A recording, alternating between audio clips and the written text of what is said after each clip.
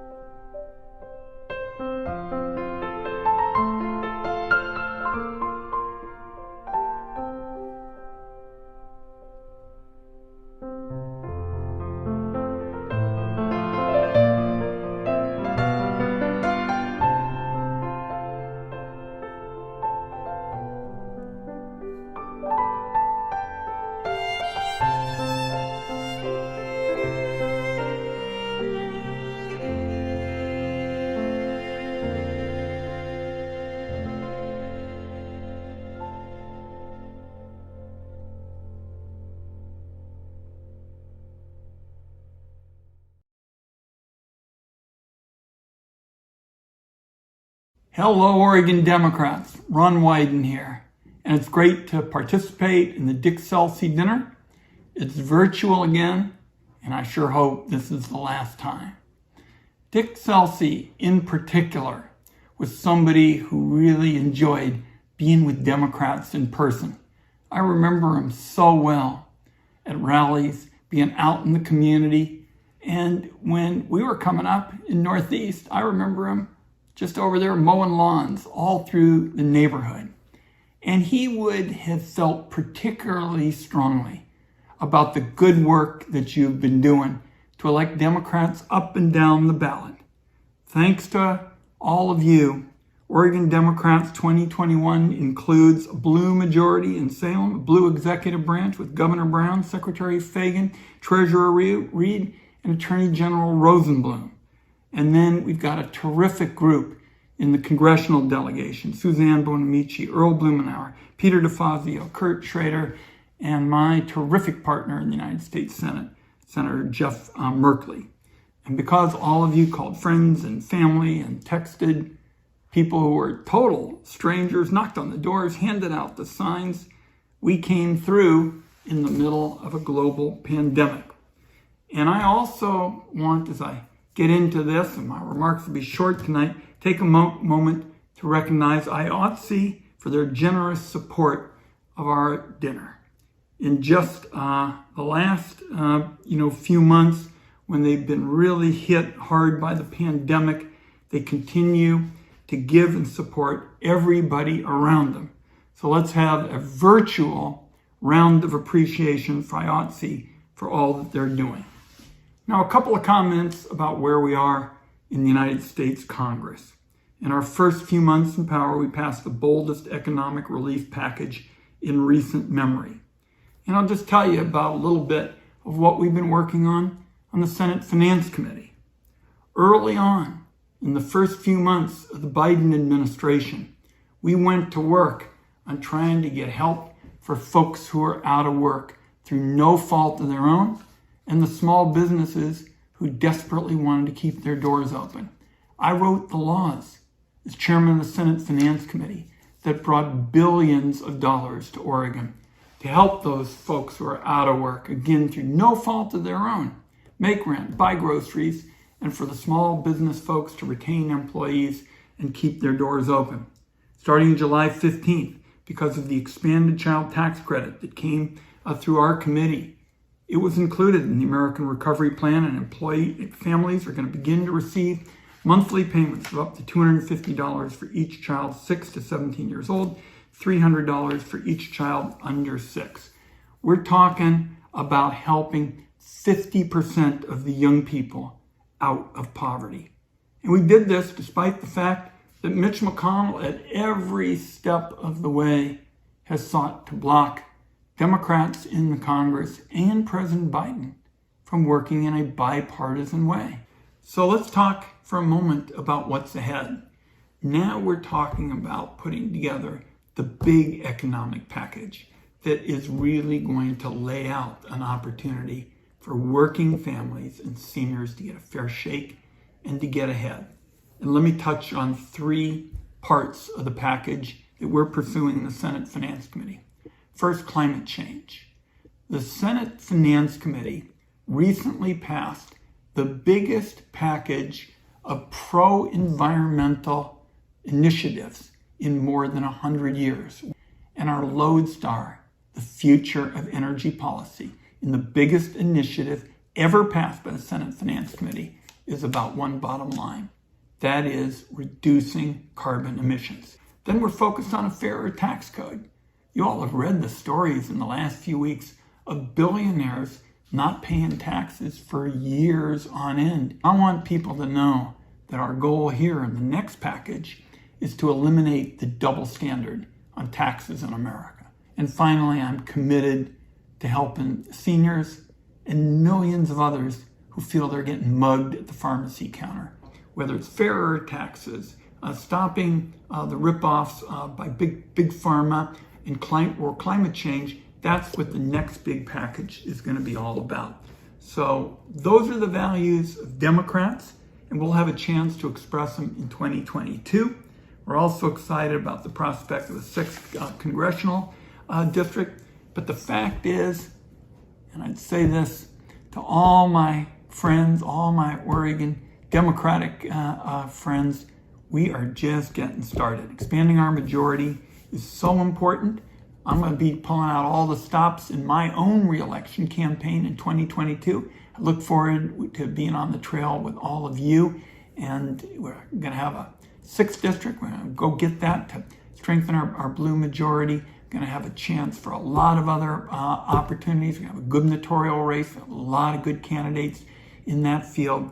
I just want to thank all of you for the opportunity to work with you. Serving in the United States Senate has been a dream I could never even imagine coming up back in the days when I hoped to have been able to play in the NBA, which was really a childhood delusion that came to me pretty late in life. So public service and working with all of you has been such an honor, and thank you, particularly Multnomah County Democrats, for all your efforts to help our team in the past, and we're going to win even bigger in 2022. Thanks again for all you're doing. Hello, thank you for joining us. Welcome back. For those of you who weren't here earlier for our VIP event, this is our main event, and I'd like to thank you for joining us. Welcome for our virtual Celsi Celebration, and I would like to say that our team worked tremendously hard to put this together, so we hope that you will enjoy it and appreciate this event. Thank you so much. I would first like to begin by acknowledging that we are on stolen land. Multnomah County sits on the ancestral lands of many bands of native tribes. Some are federally recognized, some are not. Like those who are the Confederate tribes of the Grand Ronde, the Cowlitz, and the Umatilla, just to name a few. Most of us know the history and the horrors that the Native American people have faced and endured and continue to endure today. How we make history right, I do not know. But acknowledging it is the first good step, and there are many battles for true justice shaping our futures now. The journey to heal our history will take many steps. I hope that we as Democrats are those people laying the path for others to follow. We must be more than allies. We must be partners with the Native American communities to learn from them, act with them, and heal our history together. Thank you. And we'll go ahead and move on from here. Again, can we get the teleprompter rolling?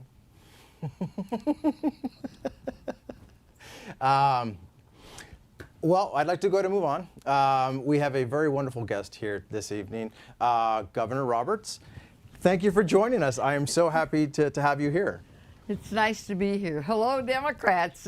I'm just so happy to join you and to have us all involved in this wonderful sort of renewal of the Dick Celsi dinner, which is usually an annual celebration, and it's back to annual this year. Since we last gathered, if you think about it, since we last gathered together, we've elected a great Democratic President of the United States in Joe Biden, and America's first female Vice President with Kamala Harris. So we've done some really important things since we were last here for the Celsi dinner. But one of the things I think we did, because of the other thing that happened during this very tough time, the devastating COVID pandemic, we all know what that has meant. But we did something positive, I think, during that time, and since we have relearned the value of a handshake and a hug. Yeah. We're all better for that part of it. So let's get ready to celebrate in 2021. And let's get ready to work and win in 2022. Thank you, Governor Roberts. Now, I have a special honor. I have been governed tonight. I get to introduce someone, and they always say this, that takes no introduction, because she is a landmark herself in the Democratic Party. Nobody who's worked in Democratic politics in Oregon is without the knowledge of this person. She has worked harder, longer, with more commitment, and more imagination about how to get Democrats to work harder than anybody I know. So it is my pleasure to introduce Casey Hansen. Thank you so much for that introduction, Governor Roberts, and it's an honor to be with you here tonight. And it's an honor to be once again with the Multnomah Democrats, my home court, I must say. Precinct committee person, 4911, Gresham.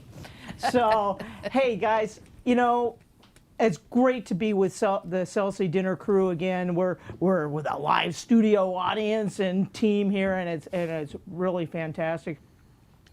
but I want to emphasize that word team, because the team is all of us. The team are the folks here tonight, our great elected officials, ex-elected officials, and she didn't have long enough to prepare to really give me a good roast, so I'm thankful for that. But we get stuff done, and you know, you're very complimentary, and I'm very honored and flattered. But we got things done because we worked as a team. And in fact, let me talk a little bit about that. Back in 2008, when I became chair of the Multnomah County Dems, we had this little bitty idea called the slate card. And I just happened to have a sample with me because I always have a slate card with me. Some people travel with a cell phone. I travel with a slate card. I do not know why. But this little thing got out the vote. Back in 2008, when we had this little idea we were going to get it going, what did we do? Well, maybe we can get 16,000 out. Maybe we can get 20,000 out. That year, in the first year of the great slate card program, we got 38,000 slate cards out and on general election doorstops. What did that do? It helped elect Senator Jeff Merkley. What did Multnomah County do? Well, with Jeff Merkley taking a 59,000 vote advantage through the entire state in the 2000 election, how much did he win by in Multnomah County? 142,000. We got out the vote, and that is what Multnomah County does. And that little slate card effort, that little project, up the percentages. So it is what we do together, those kind of projects that we do together, whether it's having a celebration to kick off this next 16 and a half months until we get into the 2022 cycle or 2022 election. It's the project like the slate cards. It's what we do when we contact voters in those festivals that are going to be coming back, and that door knocking we can do again. We can do it together. We do it as a team. And guess what? We've got message. We've got great message, because you know what? Just like Joe Biden and Kamala Harris have said, shots in arms and checks in pockets. And by the way, next month, in a few weeks, in about 3 weeks, those child credit, tax credit checks, money in the pocket, is going to start showing up in Oregonian pockets of parents throughout the state. And that's the message that we run with. Democrats deliver. Democrats deliver here in Multnomah County, and Democrats deliver strong for the state here out of Multnomah County. Now, our party's 1 million strong now. We crossed the million threshold last year, about a year and a half, well, a little bit more than a year and a half. Well, it doesn't matter when. Because how much of that is Multnomah? About almost 300,000. You lead Multnomah. We all lead. And so it is just absolutely imperative that we work as a team. But I know you all can. We've got great support. We've got a great leader in Julio. And we've got a great team and a bunch of people that are ready to go. So I hope you're ready to go too. Let's go elect more Democrats. Go Team Dem. And I will be dropping my slate cards in precinct 4911 in the general election. And I will see you all along the way. Thank you, Multnomah County. Homegrown Power Blue. Here we go. We should have done a big whistle. Good evening. My name is Michelle Risher. I'm one of Oregon's 3 Democratic National Committee members, and I would like to speak to you today about the importance of fundraising. As an army marches on its stomach, political organizations such as ours, the Multnomah County Democrats, need funds to fuel them. These donations can take place as monthly cash donations, becoming a pillar or a cornerstone or foundation of the Democratic Party in Multnomah County, or they can be one-time donations, multiple donations throughout the year, or they can take the place of auction items such as this wonderful pontoon boat. 2022 will be a make or break point for all of us. We have a razor thin margin in the Senate.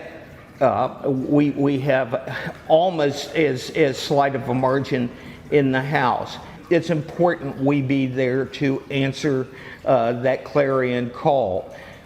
Otherwise, we will not have a democracy to come home to.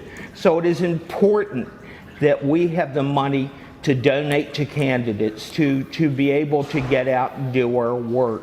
Your donations lead to hope. They lead to change. They enable organizations like the Multnomah County Democrats to do the vital work that needs to be done. So please dig deep, be generous, and bid. And bid. And bid. There's some wonderful items. Take them home with you, and let's roll into this next year with a full head of steam. Thank you.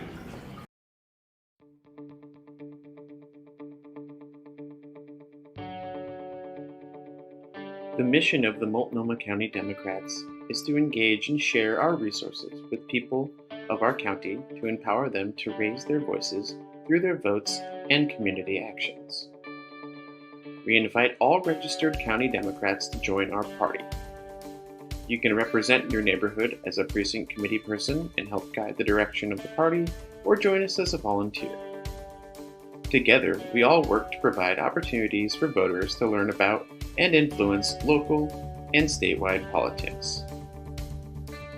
As Democrats, we envision and demand a government designed by and for the people. Some of the issues we are currently fighting for include a healthy and sustaining environment, access to affordable health care, a secure future through strengthened Medicare and Social Security, honest and fair elections, the ability to vote and know your vote will be counted, fair wages and the freedom to bargain for them, unbiased enforcement of our laws and respect for diversity, shelter for yourself and your family, and social justice. Corporations are not persons. Money is not speech. These are the values that drive us and help build the foundation for a brighter future for generations to come. A future where people are empowered to stand up and push for lasting progressive change. Together, we build a stronger community and fight for a better tomorrow. If you'd like to get involved and learn more, visit us online at www.multdems.org. There you will find upcoming events and opportunities to volunteer. Don't forget to donate as well. Your donations help us continue our mission to empower the people of our community. Multnomah Democrats, empowering people.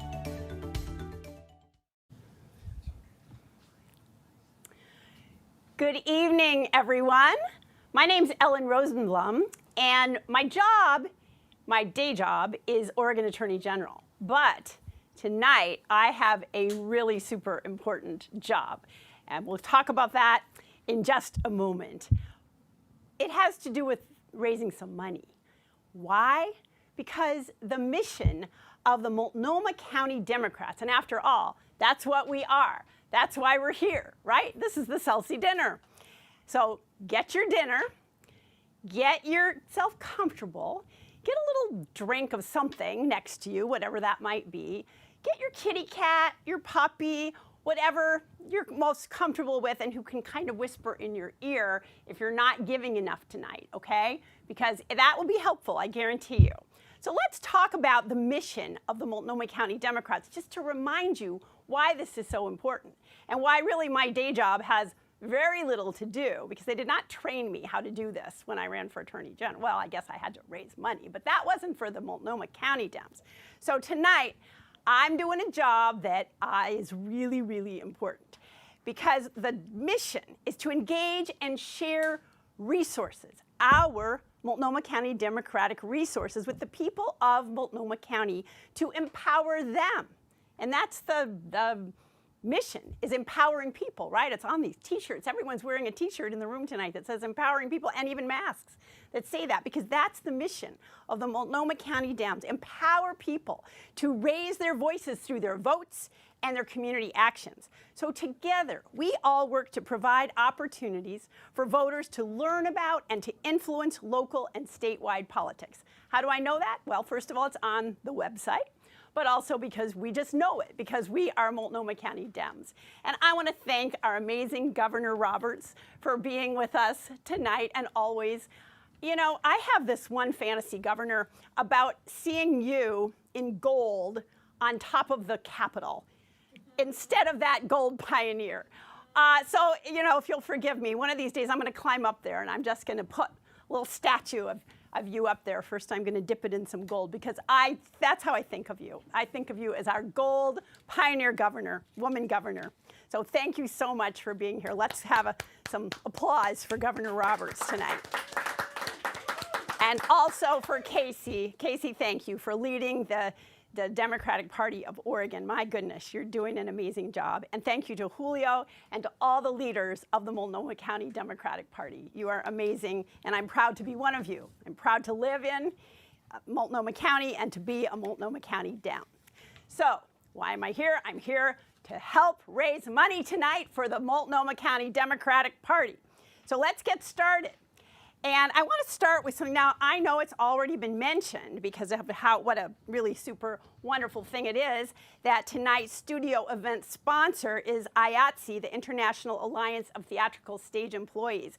And it has already been mentioned that they sponsored tonight's event at $5,000. So they made a $5,000 contribution to the Multnomah County Dems. But don't clap until you see the proof. Here's the proof. Here's their check. Look at that, $5,000. Now, I know we probably can't deposit this in the bank, but we will deposit something that looks a lot like that, even if it's a little bit smaller. So thank you so much tonight to IATSE. That is just phenomenal, and we have several wonderful representatives of the theatrical stage employees with us tonight. But we're going to start a little bit lower than that, folks. That doesn't mean that if you can give more than $1,000 that you shouldn't, because we will take it. But we are going to start tonight at the $1,000 level. And I even have a paddle that was actually made in honor of, especially for this program. So this is the Celsi Multnomah Dems June 2021 paddle raise paddle.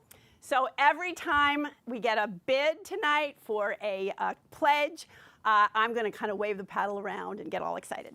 So please join me, first of all, in thanking our $1,000 pledges in advance of tonight's dinner. John and Shirley Vandenmosten. John and Shirley, our dear friends from East County, thank you so much. Big wave of the paddle to you. Thank you, thank you. Big Multnomah County Dem supporters and great labor supporters as well. Also, we have a $1,000 donation tonight from Lisa Wenslick, a past Celsi event chair and current Multnomah County PCP. Lisa, thank you so much. Big paddle wave. Woo!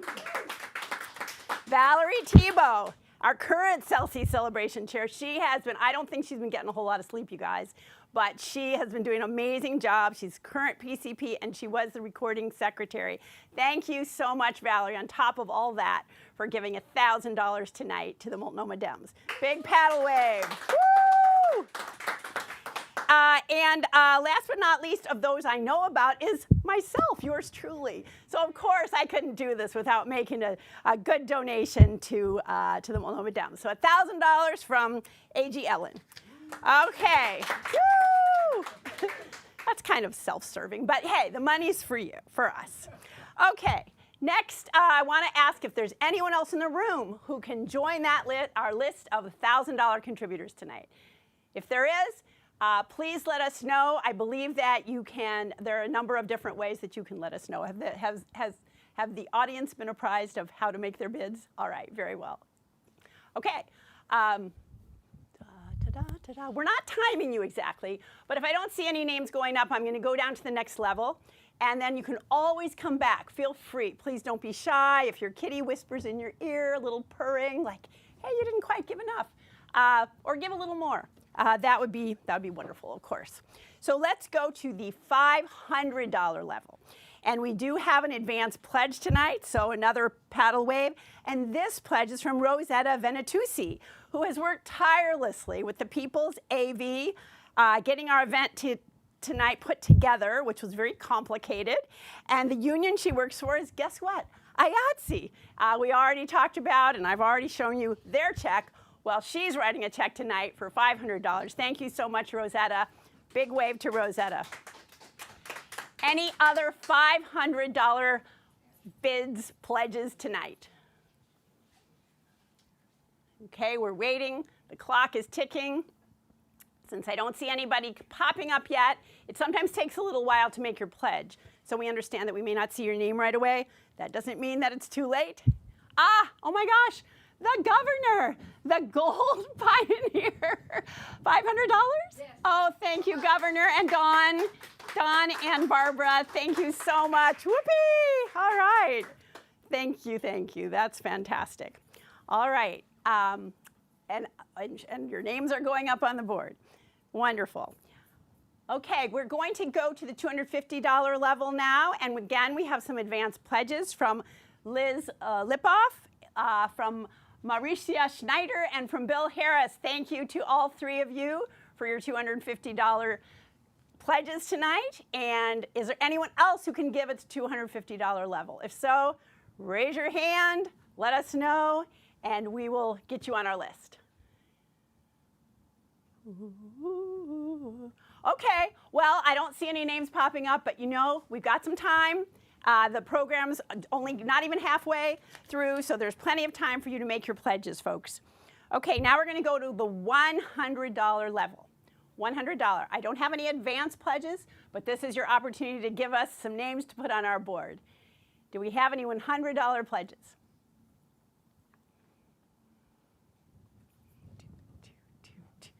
Okay. Oh, Julio. Oh, fantastic. Well, Julio is doing double, triple time tonight, and he's also making a donation at the $100 level.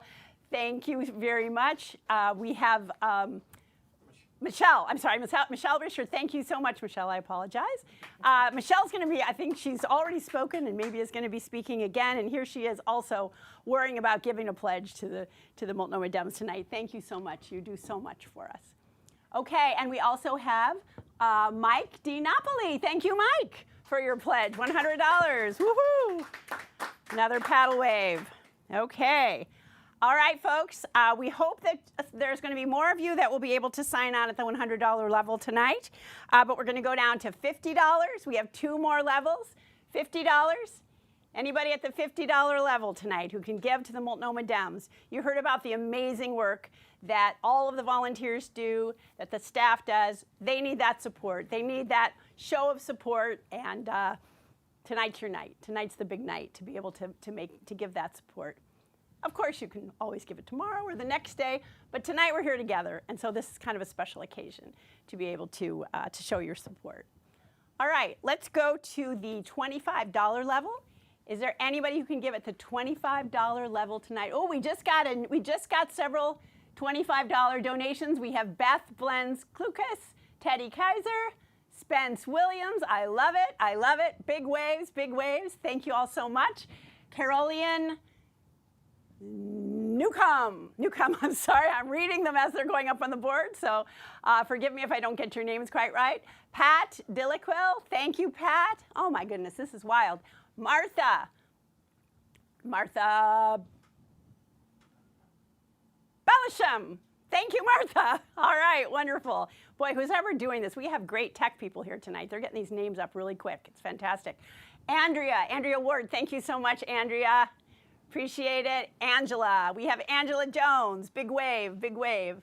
We have Corey Jones. Angela and Corey each giving $25. I don't know if they're related, but they're both Jones. I'll take it. Okay, we got Robin Stevens. Thank you, Robin. This is wonderful. Oh, we have such a great, I was starting to wonder who's out there. Now I can see we have so many people who are stepping up to give tonight. We've got the People's AV. Oh my gosh. So the People's AV, let me just give a shout out to them. They are the folks who are making this happen in this room that I'm in. and they're fantastic, and we thank you so much, and they're also giving to the Multnomah Dems. So how cool is that? Okay, now we have, let's see, Angela Jones at 50. I think I already said that. I'm not sure. No, maybe not. Angela Jones at 50. Let's make sure that we call that out. Thank you, Angela.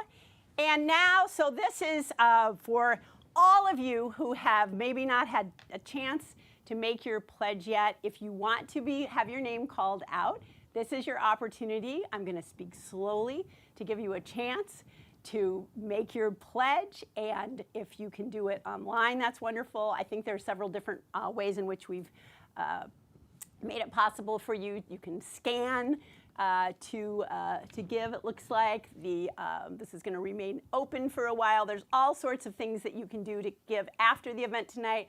But if you'd like to hear your name mentioned as a donor, this is your moment.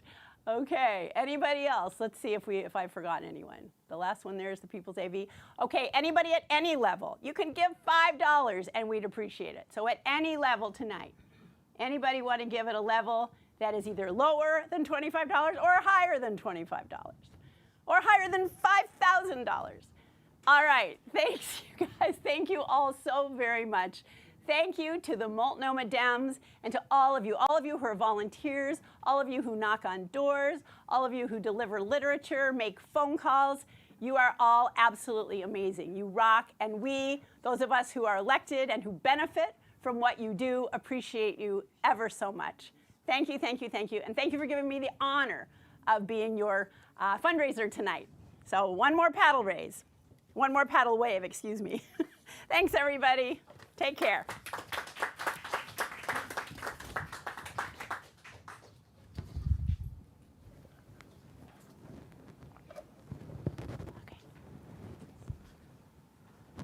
Okay, thank you. Thank you so much, Attorney General Rosenblum, for taking care of that for us. We really certainly appreciate that a lot.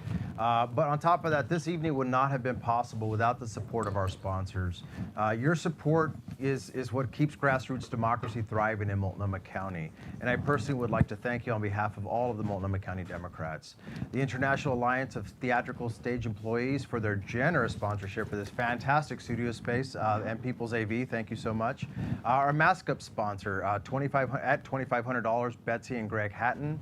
Safety First sponsor at $1,500, Labor's International Union of North America, Local 737.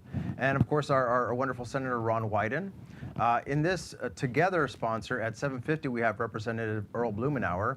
And our scholarship sponsors at $500, we have Representative Akasha Lawrence Spence, the American Federation of Teachers, Lisa Morrison, Representative Rob Nose, Northwest Oregon Labor Council, and the Oregon AFL-CIO. We thank you so much for your support to make Celsi successful.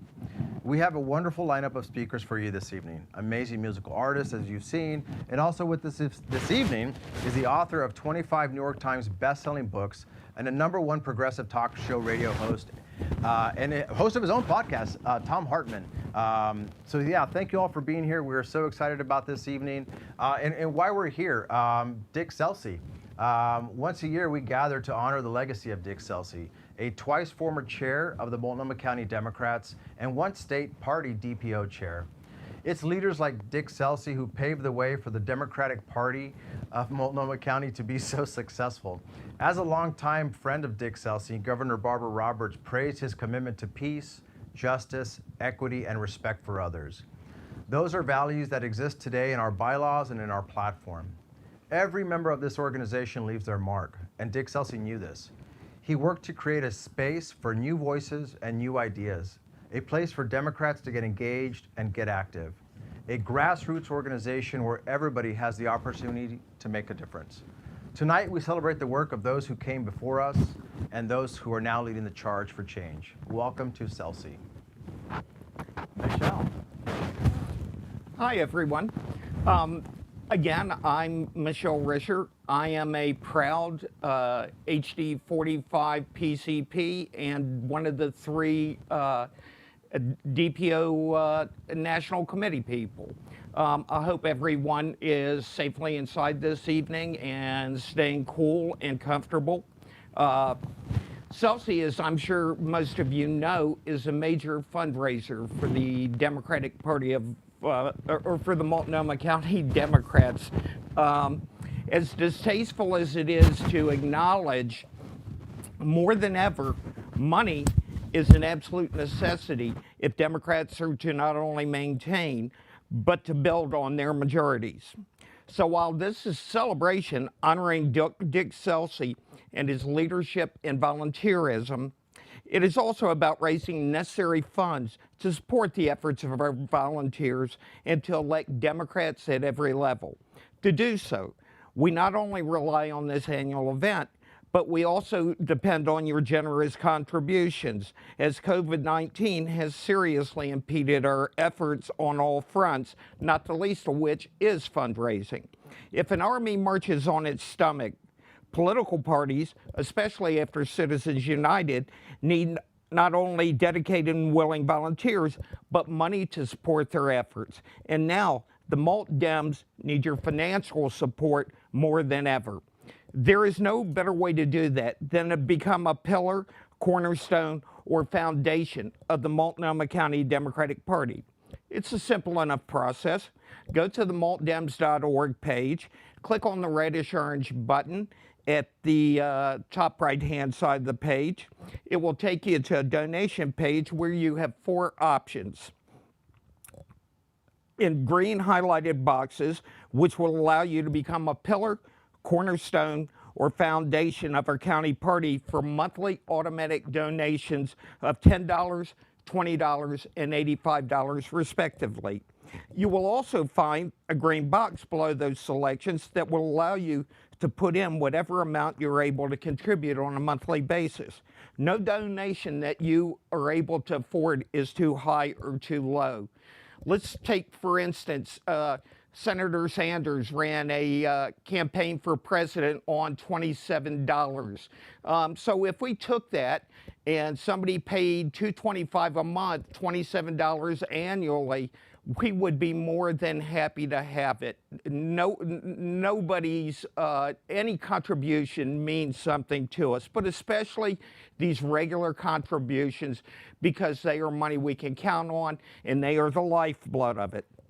I, like many other volunteers, live on a fixed income, but I consider it a civic investment and duty to not only give my time and efforts to our party, but to also contribute financially what I can do to ensure that we thrive and are able to do the work that will allow us to create a country or a county, state, and nation where civil and human rights, religious tolerance, economic equality, and comprehensive health care for all are accepted facts of life.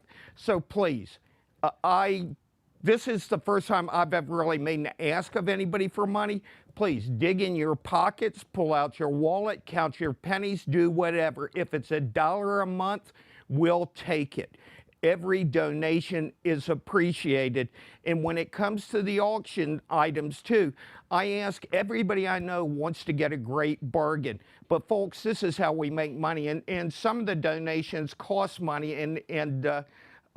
So we need everybody to be generous and frankly overbid on every single item out there. Just be totally ridiculous and forget you got bills to pay. You'll be able to live for, I don't know, but don't call me about it. But and anyway, thank you for your time, and please go to multdems.org right now and sign up to become a pillar, a cornerstone, or a foundation. Thank you. Yeah, certainly go to our website. Also, if you're still interested in the paddle raise, you're welcome to go to celsi.multdems.org.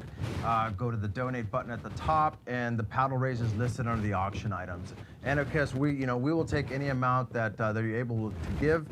We could certainly use every dollar, and every dollar does count for us. So thank you so much. And thank you, Michelle, for being here. I think what we're going to go ahead and go to is a video by Commissioner Katrina Holland, who is also the Executive Director of Join. So I hope you'll enjoy this. Thank you.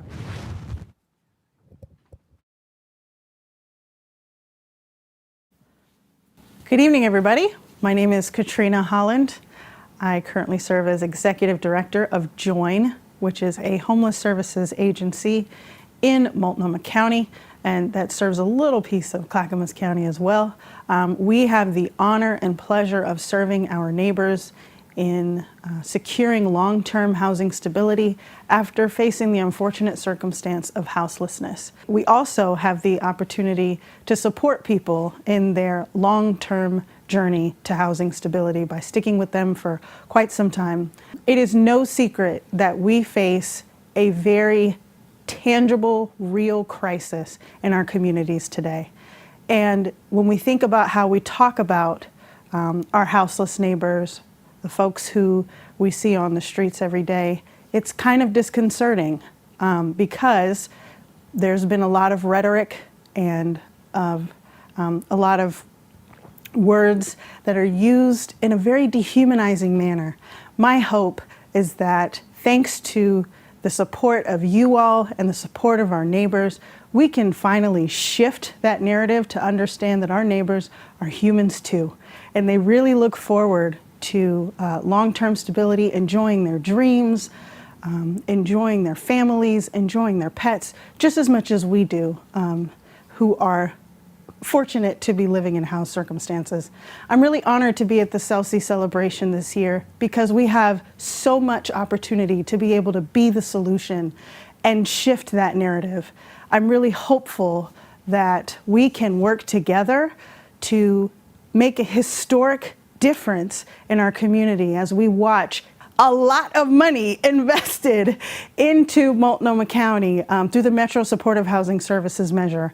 I know that a lot of folks who are watching this today were a part of that initiative and pushing it forward. Thank you to those that voted for that measure. We have an opportunity to see thousands of people placed into housing as a result of some of the work that you all did and as a result of you voting.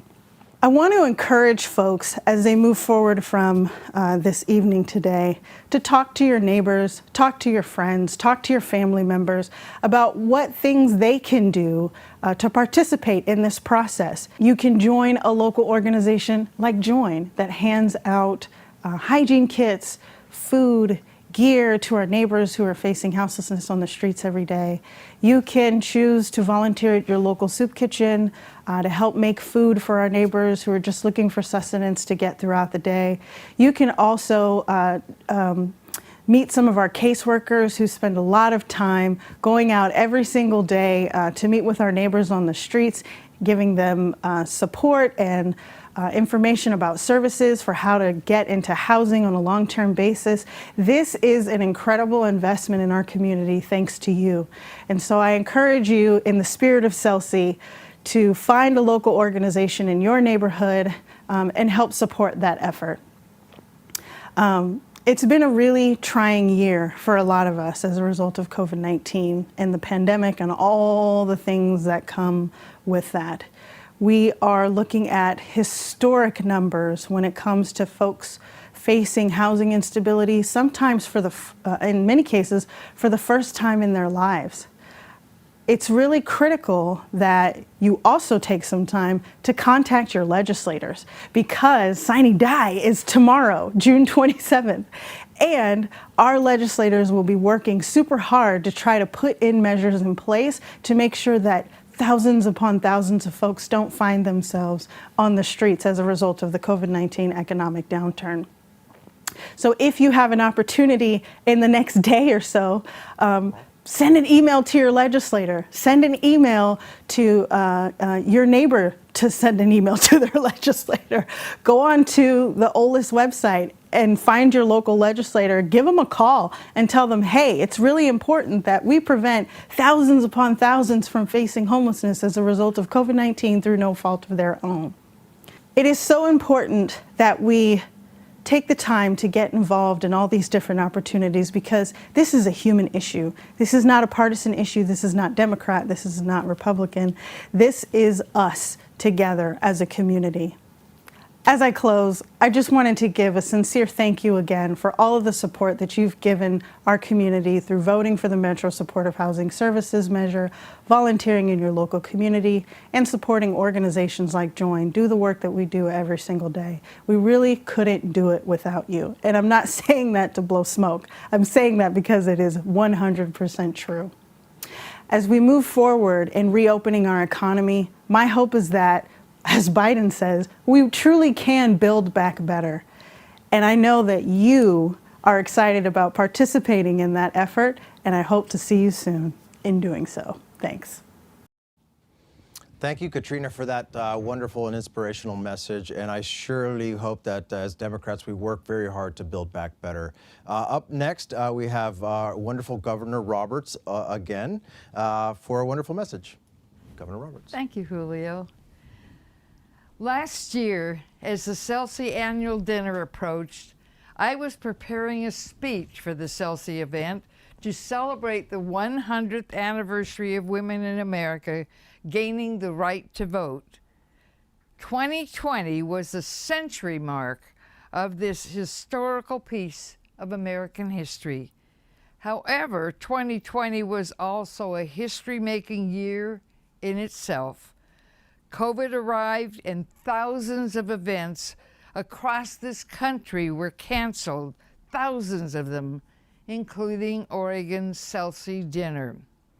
So this year, I have been asked back to deliver an abbreviated version of the address I planned to deliver last year. So let's stick back in history and celebrate the role our women have played in making Oregon the special place it has become. As women in Oregon continue to make history, it becomes more and more crucial that each of us understand and appreciate that history, and that we make certain it is passed on to new generations. For example, looking back in Oregon history among Oregon tribes, it was their women that were most often the storytellers who passed on the centuries-old tales of their people and their lands. In more modern times, tribal women have often been the only remaining speakers of their tribe's native tongues. They have taught young tribal members those languages to make certain they were not lost forever. And in more recent years, we have seen more and more Oregon tribal women rise to leadership positions in their tribes. Those of us who grew up in Oregon, well, we know the stories and the legends of Sacagawea, by the way, correctly pronounced Sacagawea, who acted as a guide to Lewis and Clark as they first explored the Great Northwest. Without tribal women's knowledge of the land, the pathways, and the other tribes, the Lewis and Clark exploration might barely be a footnote in history. In the 1840s and 1850s, the next wave of women into the West transformed this region in ways that we are still feeling the impact of. The women of the Oregon Trail. Those pioneers were visionary enough and determined enough to leave everything they had known to venture into an unknown territory and an unknown new life. The diaries of those difficult treks across the continent were almost entirely written by women and the teenage girls on those wagon trains. They recorded the challenges, the births, the deaths, the changing scenery, the hardships, and the hopes. They preserved that history for all the generations that followed. And once those wagon trains arrived in Oregon, the women of the trail made huge contributions. They were most often the ones who founded the first schools, the first churches, the first libraries, orphanages, and small businesses.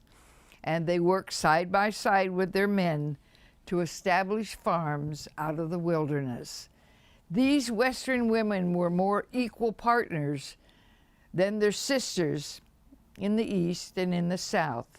And perhaps that is why Oregon male voters passed on an initiative ballot measure to give our women the right to vote in year 1912, 8 years before the vote was extended nationally to women. Now, 109 years after we gained voting rights in Oregon, women are demonstrating their leadership at every level of Oregon government. We are at the table and we are changing the menu.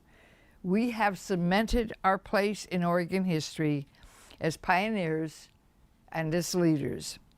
Women of ability, women of courage, women of character. And thanks to the women who carried our water from the Oregon Trail to the Oregon present, women now have opportunities that lay before us, much like the vast lands that faced the pioneer women as they walked across this country to the American West. We have before us the chance to lead that we've worked and prepared for. It is not any longer just our history, it is our future. Every place you look in Oregon and in today's America, women are changing history, taking leadership roles, changing communities and changing states. They are becoming role models. The women of 100 years ago were fighting for child labor laws, for the right to family planning information, to reform mental institutions, and of course, for the right to vote. Their passion, risk-taking, and commitment is part of the legacy that they have left to us. And now it is our turn to create new legacies and to be the role models for the generations that follow. And women political leaders in Oregon have become the role models for the nation. Our governor, Kate Brown, Secretary of State Shemia Fagan, Attorney General Alan Rosenblum, who you heard from a few minutes ago, Labor Commissioner Val Hoyle, 4 of our 5 statewide elected offices, Metro President Lynn Peterson, who runs the Metro Agency for 3 whole counties of our state, and the Oregon Supreme Court with 5 of the 7 women justices, the first time that has happened with a majority of women on a state Supreme Court in America. And House Speaker Tina Kotek, who now leads a state house where a majority of the members are female. And that pattern of elected women leaders is repeated across the state. Mayors, county commissioners, school board members, city councilors, women leaders in all 36 Oregon counties. Oregon voters have every reason to feel proud of our talented, hardworking elected women office holders. So let me close with an historical quote from 1912, when after 5 earlier failures, the initiative petition giving women of Oregon the right to vote finally passed. The National Women's Suffrage Union sent a telegram from back east all the way to Oregon. And it simply read, the telegram simply read, "God bless the men of Oregon." So let us celebrate our voters of Oregon of all genders and celebrate Oregon's vote-by-mail election system that leads this nation. And, in the words of our state motto, she flies with her own wings. Thank you very much.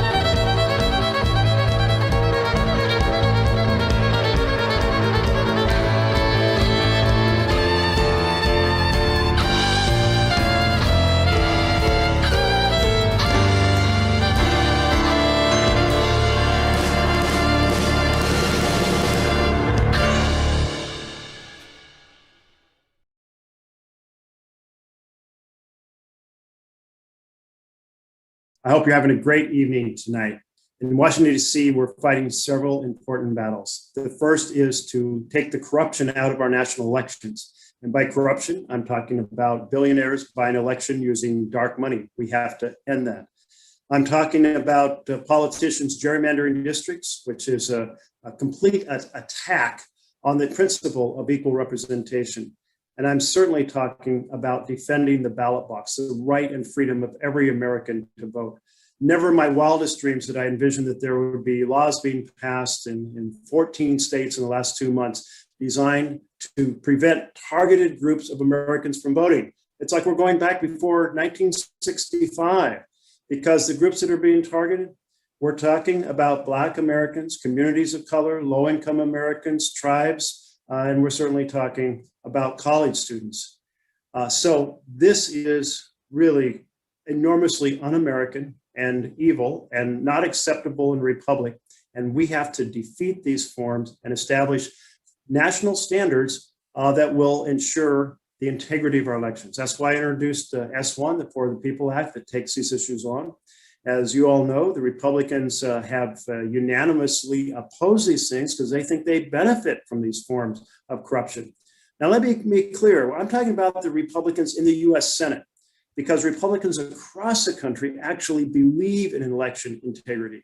They believe, they have in their DNA the sense that fair and free elections are the foundation for a democratic republic. So we're going to keep working. We had battle one. We're going to go for round 2, round 3, round 4, round 5 until we win. Another major issue is infrastructure. And on infrastructure, we have a bipartisan bill and we have reconciliation. What I'm fighting to make sure happens is the infrastructure ship doesn't leave the dock, sail, and leave energy infrastructure behind. Because we cannot afford to fail to invest massively, boldly in the conversion of fossil fuels to renewable energy. You know what we're seeing in Oregon? We're seeing fires, we're seeing drought, we're seeing acidified Pacific Ocean.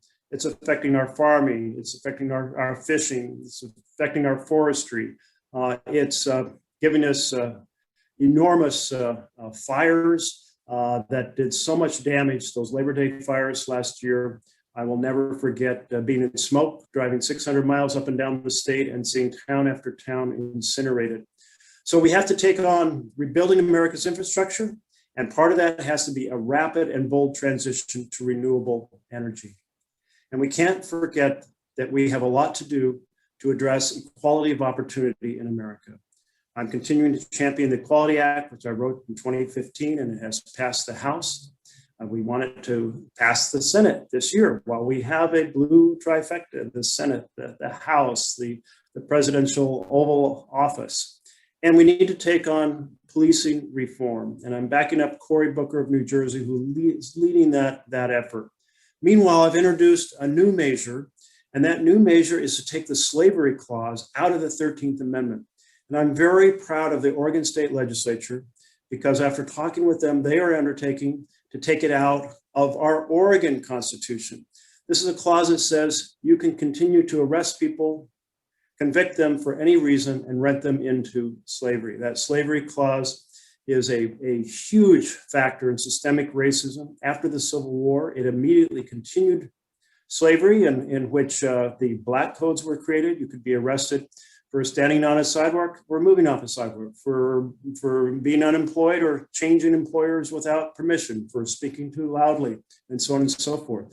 So it allowed basically white authority to cause Black Americans to live under a constant threat of arrest, conviction, and being rented back into slavery. It started the mass incarceration that reverberates to this day. It disrupted families. It destroyed generational wealth, and it is something that we have to end. So you will see it on the ballot in November 2022 for us to be able to get it out of the Oregon Constitution.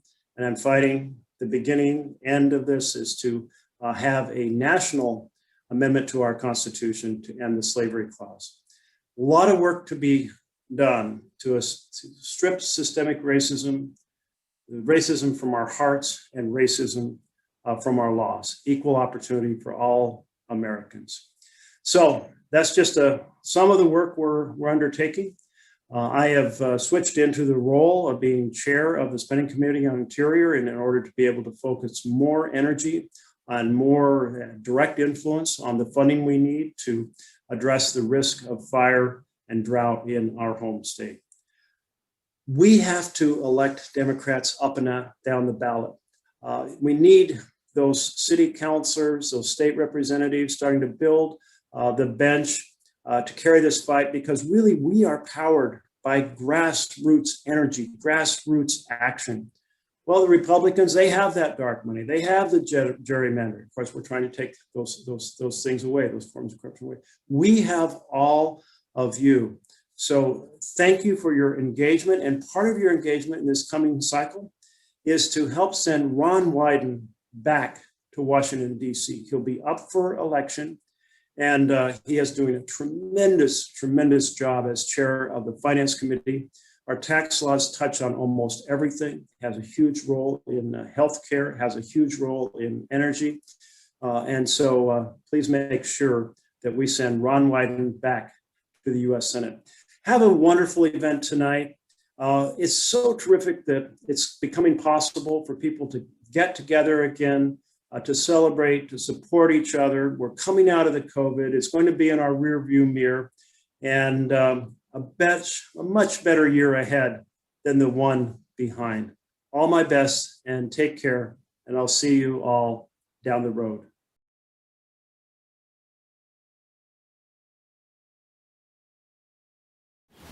Hello, Multnomah County Democrats. I wish I could be with you in person, but I'm glad to see so many of you, and you're able to safely gather together today. I'm looking forward to more of that in the coming months.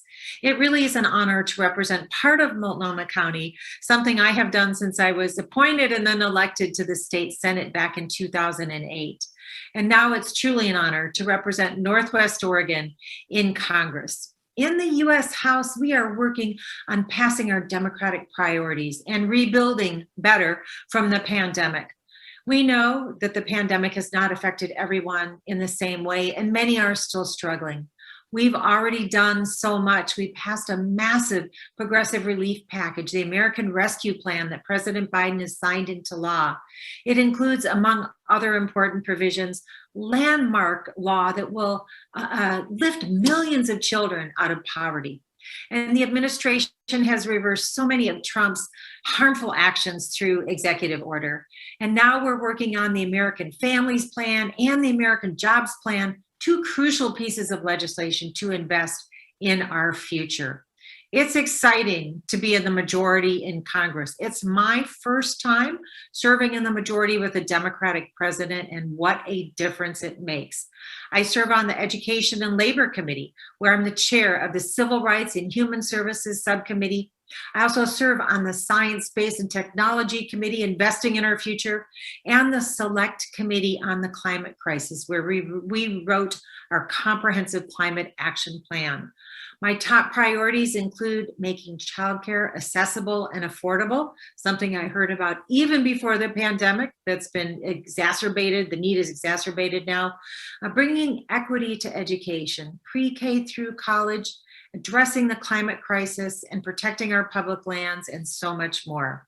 Now, the House has already passed many bills already, including H.R. 1, our good government bill. And I know many of you are tracking this really important bill to expand voting rights, secure elections, require paper ballots, and more. Thank you to our senators, especially Senator Jeff Merkley, for taking the lead on this in the Senate. How the House has passed the George Floyd Justice and Policing Act, the Protect the Right to Organize Act, big win to give workers a voice on the job, background checks for gun purchases and other common sense gun legislation. We need that to pass in the Senate. We still have a lot to do. We're working on restoring humanity to our immigration system, something we desperately need. Making healthcare affordable and accessible for all. Our progressive infrastructure bill to build back better. And infrastructure isn't just roads and bridges, it's transit and our grid and charging stations. And of course, the policies in our comprehensive climate action plan, so we can transition to a clean energy economy and create millions of jobs along the way and get people the skills they need to do those great jobs. We could not have achieved this without your hard work.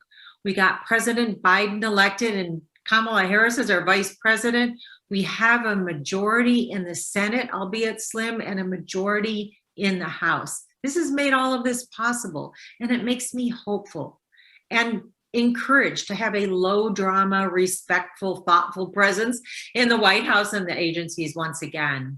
Thoughtful people who believe in science and democracy. We still have many challenges ahead of us, no doubt. Gridlock in the Senate, our fight to retain our slim majority in the House and keep the Senate in 2022, as well as our statewide offices and state House and Senate. We have the uncertainty of redistricting and so much more. But I'm truly looking forward to working with all of you to face these challenges, to build a better future for Oregon and for our country. Thank you, Multnomah County Democrats, for all you do. I'll see you on the trail.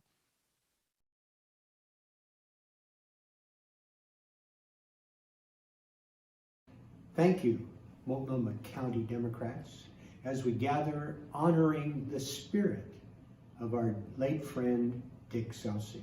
And it was that spirit that fueled the Democratic Renaissance last year, which led to the victory for those 2 Senate races in Georgia, which enabled us to hold our majority in the House and installed a Democrat as president. Isn't it great having a grown-up in the White House?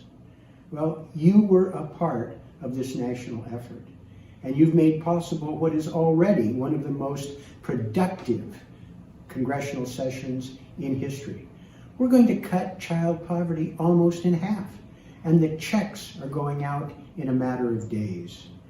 We are working on infrastructure with our dear friend Peter DeFazio, moving forward with a transformational package. We're fighting the COVID crisis. We're fighting inequality. We're fighting to restore the economy and America's place in the world. You made that possible. I want to thank you and signal my intention to be working with you going forward to make sure that we build on that success, we build on that momentum for even more significant progress in the future. We can't afford to fail. And with your energy, your spirit, your dedication, I have no doubt that we will succeed.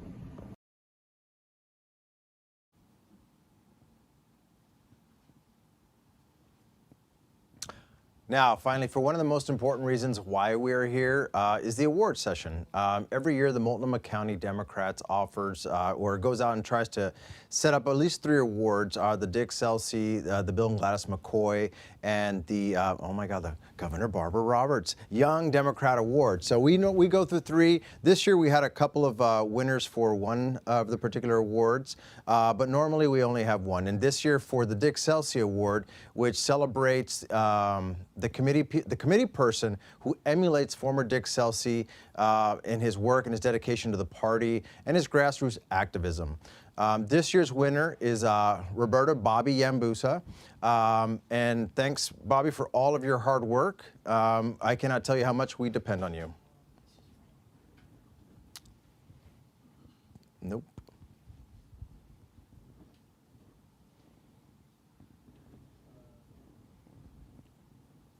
Hello, Multnomah County Democrats. I'm Allie Krasnow, and I'm honored to be nominated for the Barbara Roberts Young Democrat Award, and congratulations also to Maddie, who also won this award. I want to congratulate all the young Democrats working hard within the party. I missed the nomination period this year. I'm sorry about that. Next year I will definitely be voting.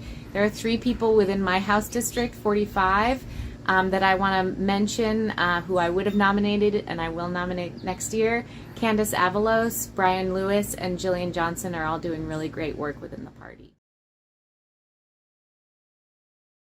Thank you to all the Multdems for this award, and especially to those who nominated and voted for me. I volunteer not out of obligation, but because I love and believe in what I do. And I enjoy working with others who volunteer their time for our shared causes. We have awesome volunteers in Multdems, and we can always use more. Being nominated for the Dick Celsi Award, named for someone who was the epitome of volunteerism, is an unexpected pleasure, and also an acknowledgement that what volunteers do is important and appreciated. I feel extremely honored to receive the Dick Celsi Award. Thank you.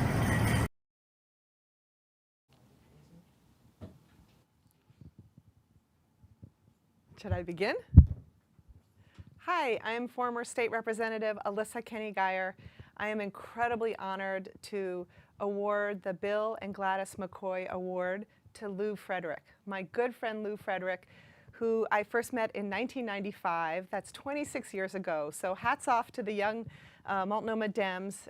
Many of them were not even born when I first met Lou. And Lou has been an incredible contributor to our community in so many ways. Back then, he was on the board of the Oregon Graduate Institute of Science and Technology, which is how I first met him. He also, somewhere around that time, was the PPS, Portland Public Schools, information officer, and my kids were just starting in public school at the time. And so I knew him for many years before he got into elected office. Once he got into elected office, he was the only BIPOC member in the House of Representatives in Oregon, and he really blazed the trail for so many people. When I joined him in the House not long after that, he was a great mentor to me, and I am just so thankful that he is still there after all these years, fighting, persisting. He's been really passionate about some particular issues, racial profiling. He's worked on that before anyone was paying attention to that and has made a tremendous difference. And it takes year after year of focusing on that and drawing attention to that before people were really finally listening and passing some of the bills that he's been working on for years. Criminal justice and policing reform is another really huge area.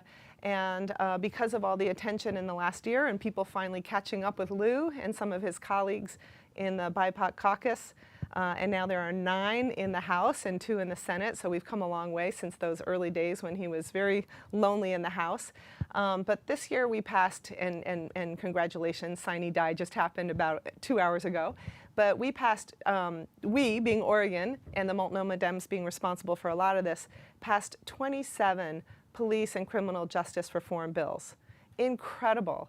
And Lou has been behind all of those efforts. He is so incredible on these issues.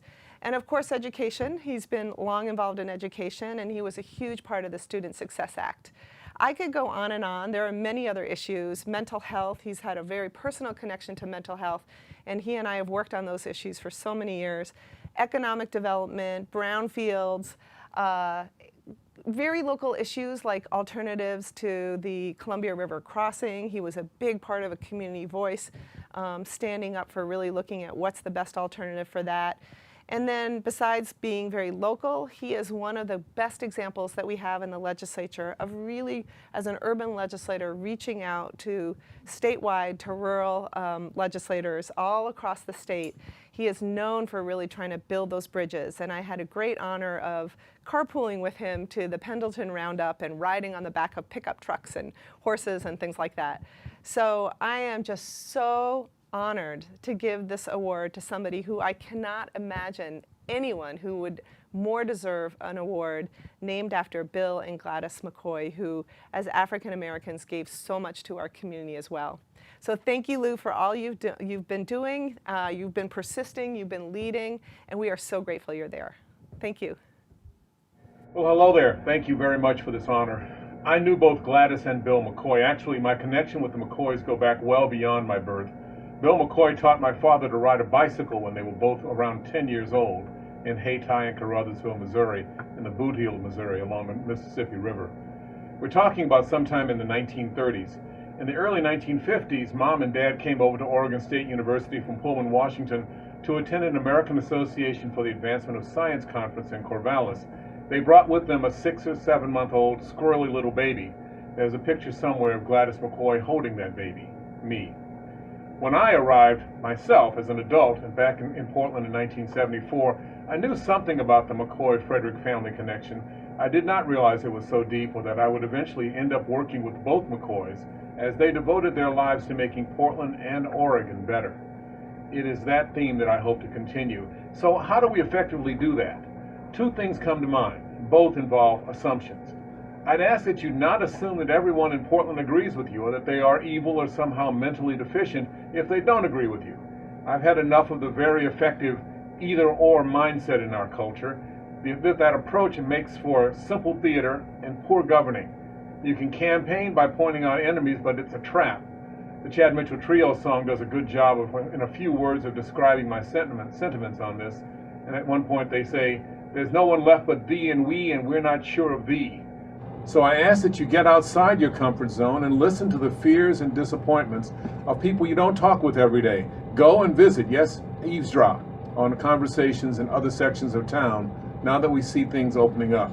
Secondly, get out of town and not just the usual places. Oregon is an extraordinary state. If you haven't seen the Wallowas or the Steens or Lakeview or the Southern Oregon coast, the time is right. And this is not the time to evangelize, not the time to tell people how wrong they are about the various issues we face in the state or the country, but it is the time to reconnect as Oregonians. That, I believe, will make a huge difference in next year's elections and beyond. We need to make it clear that as Democrats, we are concerned about all Oregonians, not just some. The only assumption I make is that we can all make Oregon better together.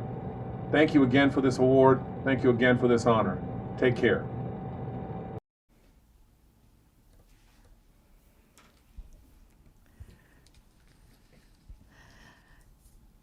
Good afternoon, I'm back and I have a wonderful thing to do today. I am privileged to be able tonight to honor two young Democrats, two outstanding young women leaders dedicated to equity, fairness, and community involvement, and to electing Democrats.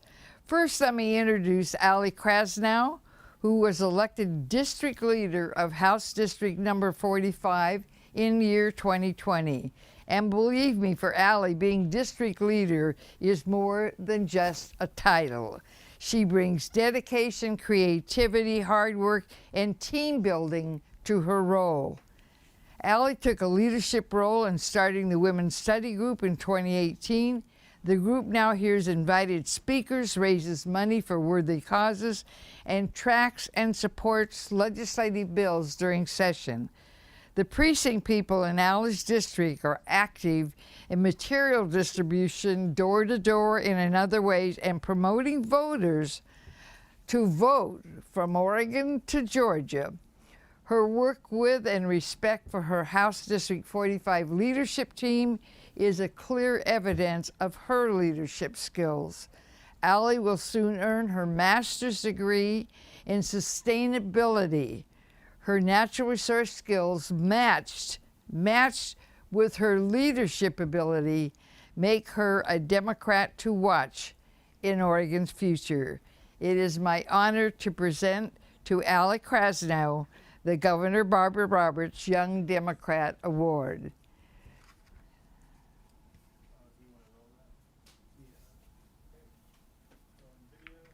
Hello, Multnomah County Democrats. I'm Ali Krasnow, and I'm honored to be nominated for the Barbara Roberts Young Democrat Award, and congratulations also to Maddie, who also won this award. I want to congratulate all the young Democrats working hard within the party. I missed the nomination period this year. I'm sorry about that. Next year I will definitely be voting. There are 3 people within my House District 45 that I want to mention who I would have nominated and I will nominate next year. Candace Avalos, Brian Lewis, and Jillian Johnson are all doing really great work within the party.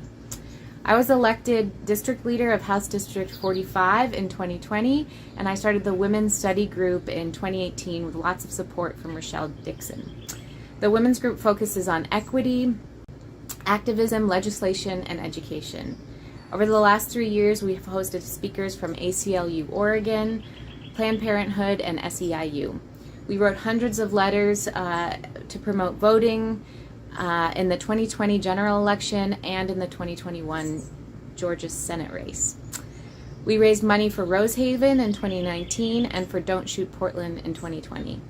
The group tracks and supports bills during the Oregon legislative sessions. Also, I'm House District Leader of 45, and I try to support the interests of my PCPs.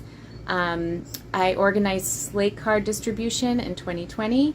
I organized a Black Resilience Fund toy drive at Christmas 2020 with Miguel Mosler. And I also want to shout out to my wonderful House District leadership team, my assistant district leaders, Miguel Mosler and H.K. Kong, and my neighborhood leadership program coordinators, Jillian Johnson and Deborah Morgan. I started volunteering with the Democrats because I thought the party needs a lot of work, but the more that we are involved, holding it accountable, and packing it with progressive people, the more it'll work better for all of us. I also want to mention that I particularly appreciate that this ward is named after Barbara Roberts, the first woman governor of Oregon from 1991 to 95. She championed programs that I believe are very important, such as affordable housing, education, OHP, and gay rights. So thank you, Barbara Roberts, for your leadership and example, and thank you, Malt Dems, for this award. Our second awardee for the Barbara Roberts Young Democrat Awards is Maddie Mordaunt. Maddie moved to Portland from Utah in 2010. Most of Maddie's career has been as an early childhood educator. Allie explains coming from a very conservative background, but now believing the world only makes sense from a progressive standpoint. Now involved in local politics and serving as a precinct committee person in House District 47, Maddie's new progressive agenda includes working on issues like the Portland Parks Levy and ballot measure 2610 to help those who are houseless. Maddie believes human rights must include housing, food, and education. I applaud Maddie's priorities. Maddie has been serving on the Celsi Planning Committee for this big event, which follows Maddie's belief: if you're going to do anything, do good. Maddie loves art, she loves gardening, bugs, I like that, cooking, and naps. We are so grateful Maddie has made Oregon her home, and I am delighted to award her the Governor Barbara Roberts Young Democrat Award to Maddie Mordaunt. Hi, my name is Maddie Mordaunt, and I am honored to be receiving this award. I'd like to thank Leila Asim, House District 47, and all of the welcoming folks in the Malt Dems. This last year has been a lot, and while it has brought out the worst in many, it has brought out something incredibly valuable in most. Those uplifting community, demanding justice and equality, and working to dismantle white supremacy are the folks that give me hope. Things are changing rapidly, and change is uncomfortable and painful and so worthwhile.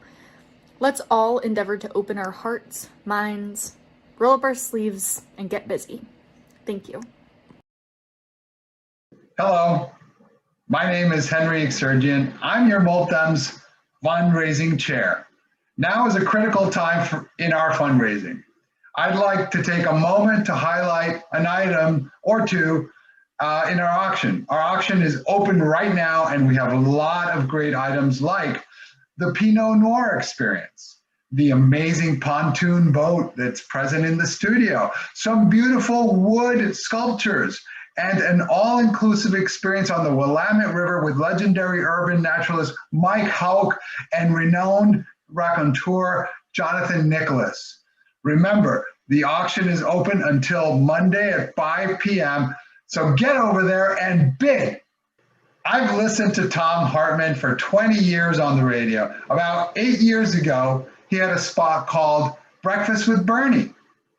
The clarion call to get involved was clear and moving right here. That was when I joined the Multnomah County Democrats. Tom is a prolific author with no less than 25 books currently in print in over a dozen languages in 5 continents. His latest series is the Hidden History series, where he takes deep dives into topics like American oligarchy, monopolies, the Supreme Court, and the war on voting. Everyone, please welcome America's #1 radio talk show host, who is to the left of insanity, Please welcome Portland's own Tom Hartman.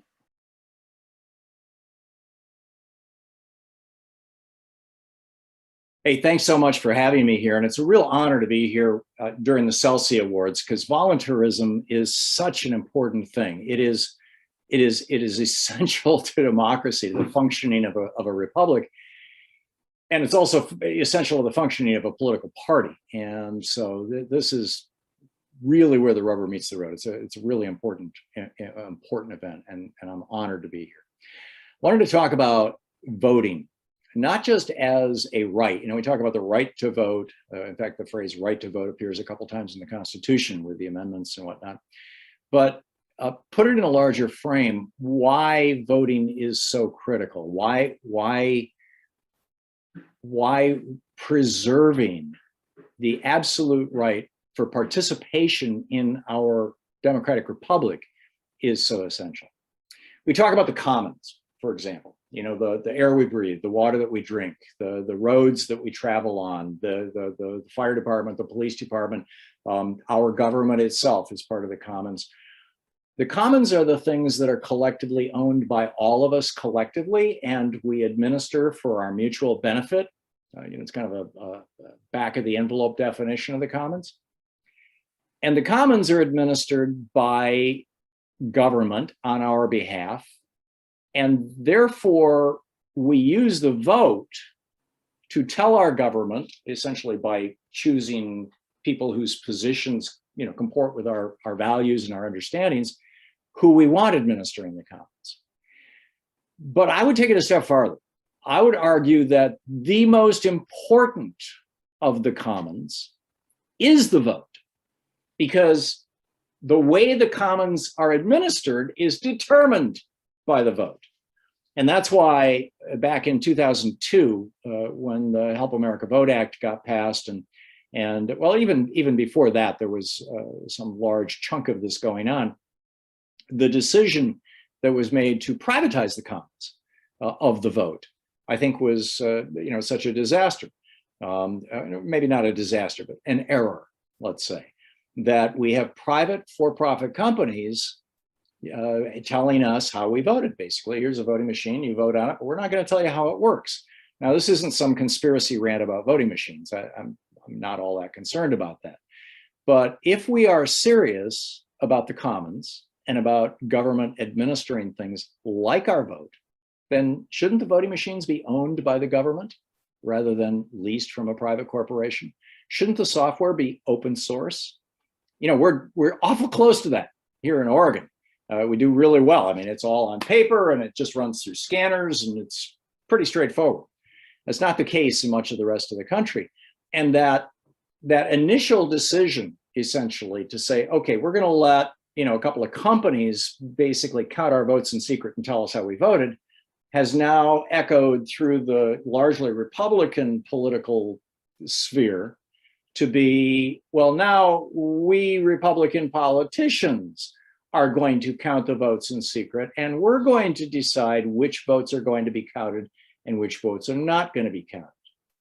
And, you know, it's almost like what made this possible is that we have forgotten, or maybe many of us never learned, about the commons and about the importance of the vote, and how the vote becomes, you know, the ultimate tool for administering governance, for administering the government.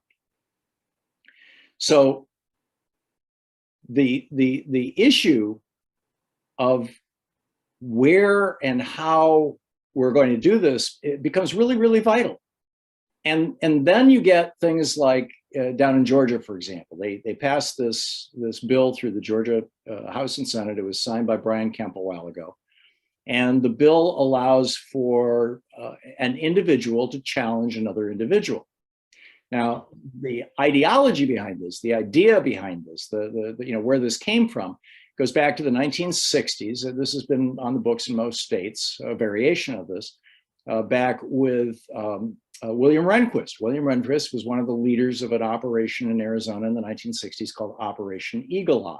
Rehnquist was this big bear of a guy. And, you know, he was over 6 foot tall and very, very large and strong man. and a white guy. And he would go along with other Republican lawyers. He was an attorney, which is how he ended up Chief Justice of the US Supreme Court. He would go to polling places that were mostly Hispanic or Native American. And as people came up, he would say, I don't think you have a right to vote. Prove to me that you're who you say you are. Now, at that point in time in the 1960s, voter ID was not an issue. You produced identification when you registered to vote, and you signed a signature card when you registered to vote. When you registered to vote, you demonstrated that you were who you were. And then every time you voted, all you did was sign, you'd sign in to vote. I remember being, 7 years old in the 1950s, sitting next to my mom doing this at the local elementary school, checking people in. And you would compare their signature, you'd pull out their card and compare their signature to the card. Signatures are biometric. Biometrics are harder to fake than ID. This whole Republican thing about, we got to have ID, it's so vital. It's actually harder to fake a signature. So that was a more secure form of voting, or way of knowing about voting. But in any case, back then you didn't have to have an ID to vote. And so when Rehnquist would demand that people prove who they were, more often than not, whatever ID they presented, he would say, that's not acceptable. You have to go home and get your birth certificate, or you have to go home and get, whatever they didn't have. And most of the time they didn't come back. And it was a very successful way to suppress the vote. So down in Georgia, they put together this law, and they built this language into the law that says anybody can challenge the vote. Whether they planned it or not, I don't know.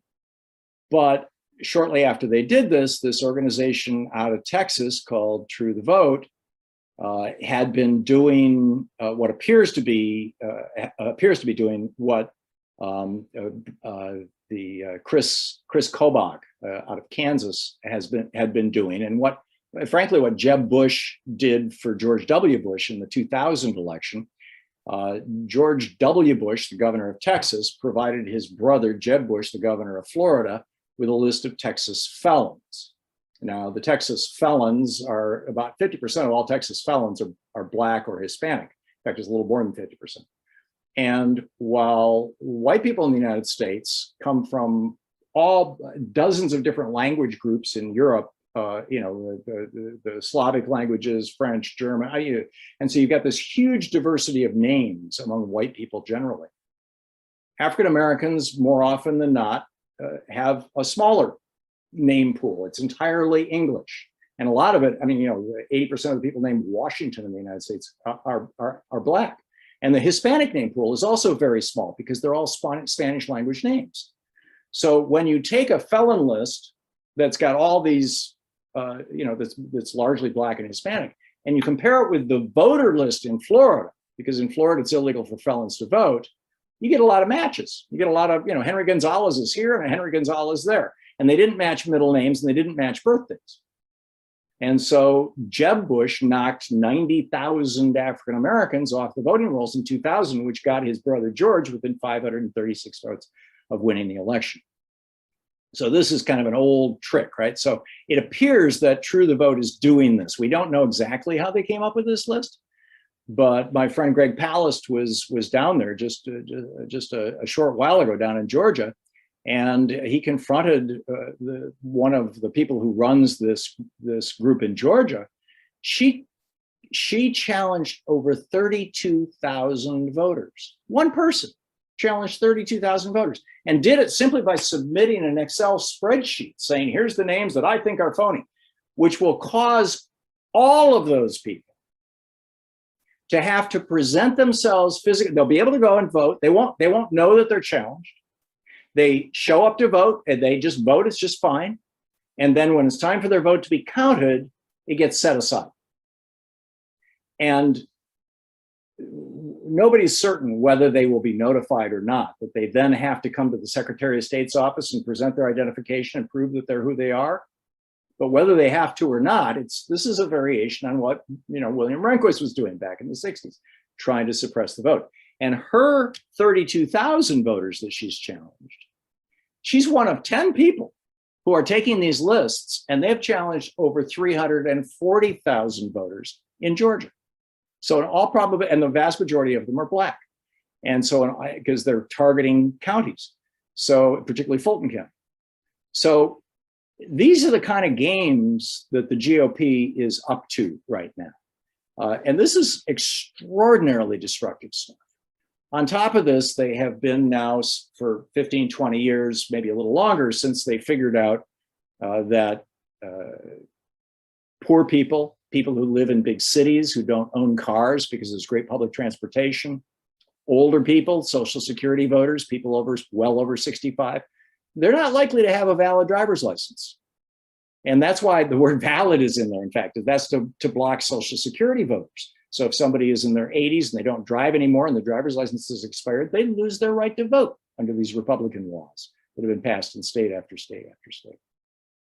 But even worse than all of that is that this constant rant that's been going on from the GOP for several decades now, in order to try to diminish the percentage of city dwellers, and particularly Black city dwellers, but just broadly, and poor people who can't afford a car, or older people and young people as well, to prevent them from voting. What this has done is it has diminished Americans' faith in the vote. And as I started this whole rant with, the vote is the key to the commons. The vote is the key to our democracy, to our republic. And without the vote, we don't functionally have a democratic republic anymore. So the work you all are doing to promote the right to vote, to encourage people to vote, to encourage people to make sure that they're registered to vote, and to keep all this together. And I know so many of you are volunteering in this area in particular, is such critical work. And I just want to honor you and congratulate you and thank you from the bottom of my heart as a citizen of Multnomah County and a Democrat. Thank you so much for what you're doing and for inviting me here. Thank you, Tom, for that wonderful message. And I really appreciate you taking the time to speak to us. That was really awesome of you. And I hope that your message rang loud and clear to all of our members. We have a wonderful special guest who just popped in this evening, Representative Tana Sanchez. Thank you. And first of all, Tana Sanchez, State Representative, House District 43, North and Northeast Portland. Let me apologize for the glasses because I literally just left the Capitol and raced down here, up here, technically speaking, we're north, and had my sunglasses on in the car because it was so darn hot and bright, and totally forgot to take them off before I came in and actually need to see. So I just needed to give you that. We just finished, of course, the long session. Sine Die happened just a little over an hour, maybe two ago at this point in time. It was a very exciting session. Let me just say, obviously very different than anything we've ever done in the past. Really, truly amazing opportunities to get some really great things done, really create a very, I don't even know how to tell you, budget to invest in some things that are going to be so helpful to the people of the state of Oregon. In terms of the issues around the fire, any kind of help around, for folks who are dealing with housing issues, those people who lost their homes, investing in behavioral health to a degree that we have never done in the past. Those are some amazing things, and just an amazing budget. I hope you all get an opportunity to take a look at some of the work that got done, look at some of the bills that passed, and we'll of course take a look at some of the bills that didn't get passed and see what we can do to bring those forward next time. But it really was an amazing session. I'm really proud of the work that got done. I'm really proud of the folks that stepped up to do that work, and so much of that is because of the people who are doing this work here. Multnomah County Dems, all of the whole Democratic caucus, which, by the way, if you all don't remember, is majority female. So we're very excited about that this year, and we're also very excited about the work of the People of Color BIPOC caucus that has done some amazing things this year and brought some really, really good pieces of legislation forward, really looking at police reforms and just some important pieces to help bring our communities together and make us a stronger population of folks all over the state of Oregon. So take a look at some of those things when you get a chance to. It's going to be an amazing year, and maybe years to come, hopefully, we'll build the foundation for things that need to happen here in the state of Oregon. So, thanks. Thank you. Now let's hear from a few more special guests.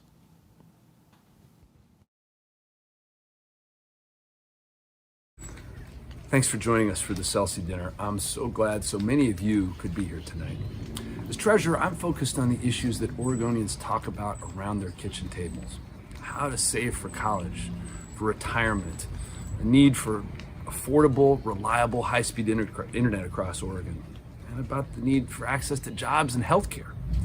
We successfully managed the rollout of a new state-based retirement savings program, Oregon Saves, for private sector employees without retirement options at work.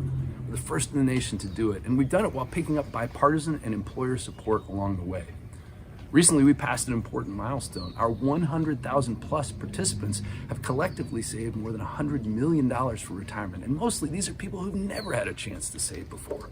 Now, for an everyday Oregon family, saving for college can seem like an impossible goal, so we've been hard at work to make things a little bit easier. And for the first time, the Oregon Education Tax Credit is both progressive and refundable.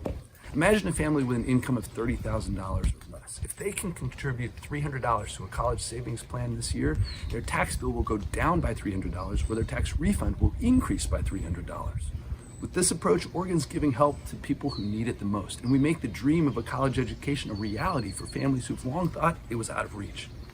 Let me tell you what's at stake here. Just having a college savings plan makes a person 3 times as likely to go to college and 4 times more likely to finish. That's why we're providing $25 of seed money when people open an account during the first year of their child's life. It's called Baby Grad, or during their kindergarten year in our program called Kindergrad. Progress like this happens when we elect Democrats up and down the ballot, and I want us to do the hard work of moving the state forward together. I want us to get outside of our comfort areas and talk to those Oregonians who don't agree with us, as well as those progressives we're always trying to turn out.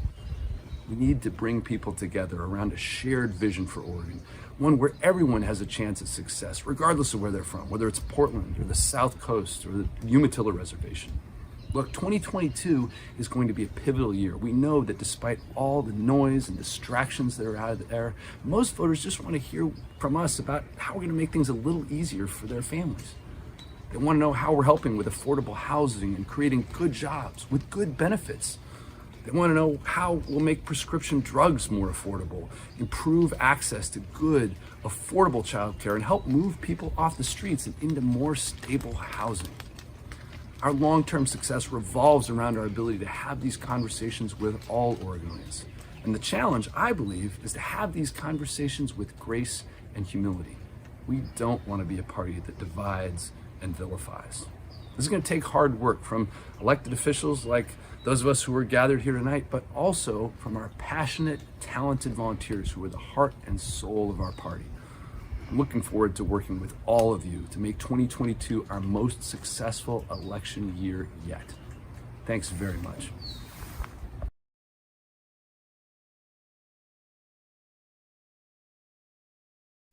The Multnomah County Democrats have so much to be proud of. After a wrenching 15 months, we have proven that with grit and determination, we can get out the vote and keep moving forward for everyone in our communities, no matter what is put in our way. Dick Celsi embodied that determined spirit. As a dedicated volunteer and leader, he continues to be such an important role model for the values that we as Democrats care about. At Metro, I'm working hard to live up to those values. To me, that means building back better and keeping our promises. It means doing all we can for working families and strengthening unions and worker power. It means supporting our small businesses. It means addressing injustices in every aspect of our institutions, from policing to transportation to housing. It means tackling climate change so that the next generation and our generation can breathe clean air and continue to cherish what makes Oregon so special. So get out that credit card and make sure that you are doing all that you can for our Multnomah County Dems, so we can elect Democrats up and down the ballot come 2022.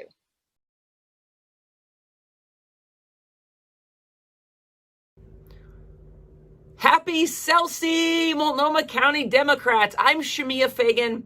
I use she, her pronouns, and I am your Secretary of State. Whew, that still feels so good to say. I am your Secretary of State. Wow, what incredible honor. And I have so many of you to thank. Multnomah County Democrats for volunteering, for speaking out, for doing the work that you do every election cycle. The best part is you do that work whether the race is a local school board race, a water board race, or whether it's a Senate race or a presidential race or a Secretary of State's race. You show up and you do the work, and you don't only show up when it's a statewide race or only show up when it's a federal race or only show up when it's the most competitive state house or Senate race in the country. No, you show up every time. And I just want to appreciate you. I've never known the incredible impact of county elections until I became Secretary of State. I have always appreciated county party folks for my time in the state house, actually my time on the school board in David Douglas, and my time in the Oregon House and my time in the Oregon Senate. Y'all have always showed up, but I have a new level of appreciation now that I'm Secretary of State, because so much of the attacks are happening on local county elections officials, not only here in Oregon, but across the country. But those local organizations matter so much because those are your folks. You know those folks, and you're able to stand up for them, whether you're out, at your kids' soccer game or you're out at a book club event. You know those people, and you can stand up for them. And that county party organization is so clutch.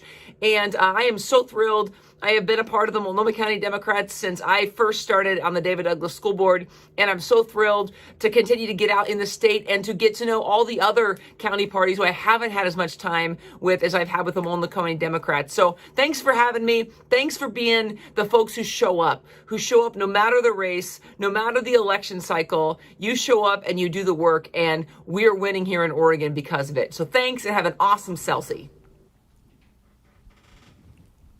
What an evening this has been. What a party this has been to celebrate the things we believe in, the things we work for, and the Democrats who make that all happen. It's been a great evening. We've seen some great talent.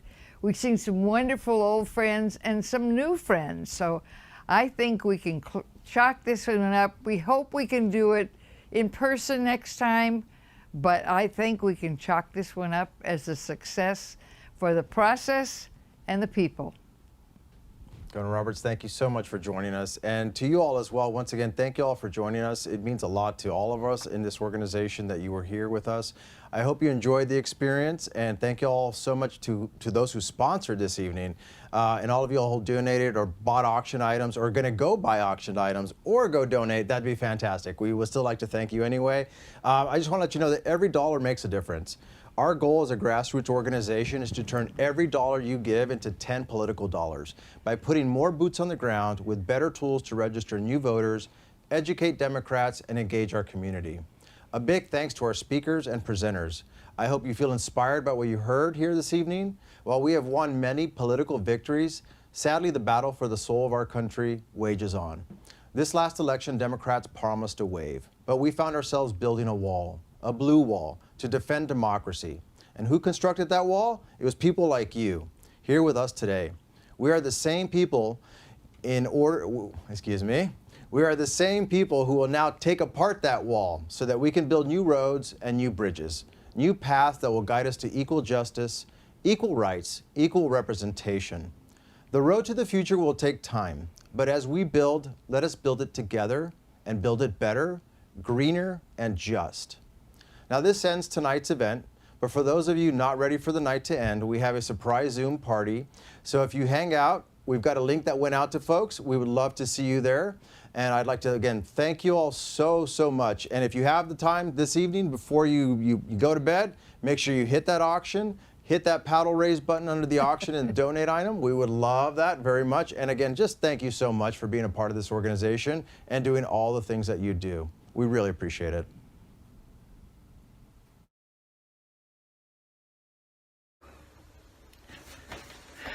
I'm back. It's a most unusual time, isn't it? And we're all doing our best to get by. I want to show you one way that I'm getting by. This is my mask. Oh, isn't that fun? A good friend of mine made that. Make sure that you're wearing one if you think you're going to be out in public in a busy place, okay? I know I'll be wearing mine. I'd like to play one more song for all of you. It's my theme song. And so many of us haven't seen each other in some time, and I think this song could not be more appropriate. It's called I'll Be Seeing You.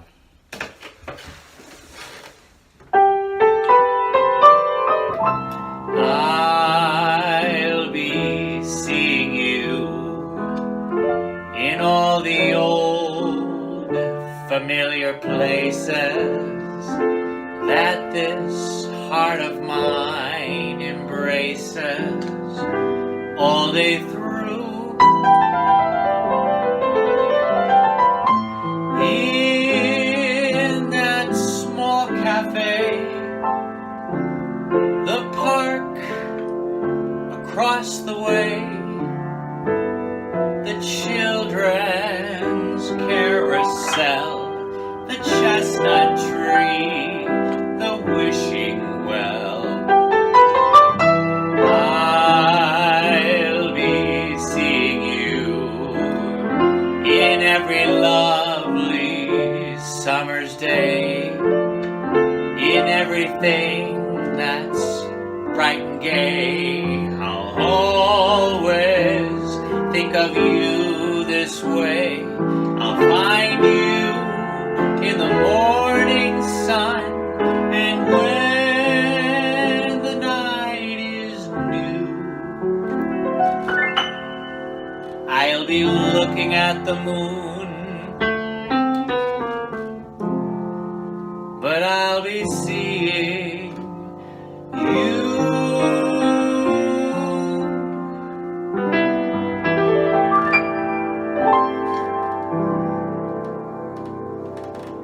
I'll be seeing you, ladies and gentlemen. Be safe out there. Too much of a good thing is wonderful.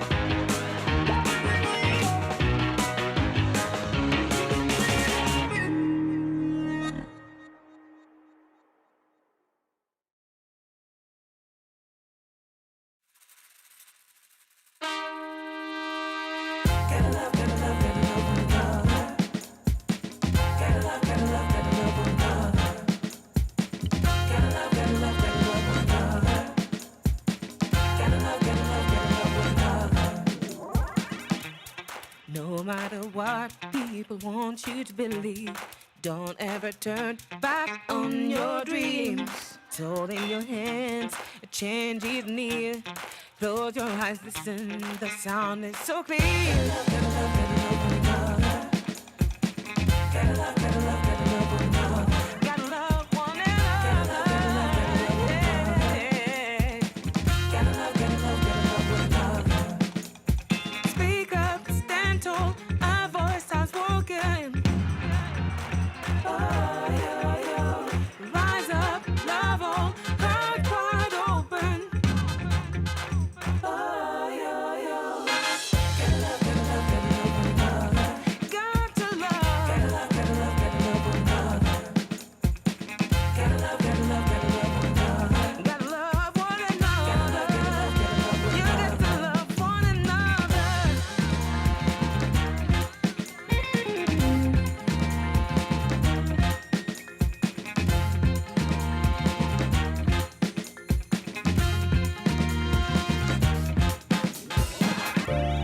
Not about the storm, but how you dance with the rain. Don't beat yourself up, strive through your pain. Keep moving forward, don't be afraid of who you are. Anything is possible, so shine like a star. Gotta love, gotta love, gotta love one another. Gotta love, gotta love, gotta love one another. Gotta love one another. Gotta love, gotta love, gotta love one another.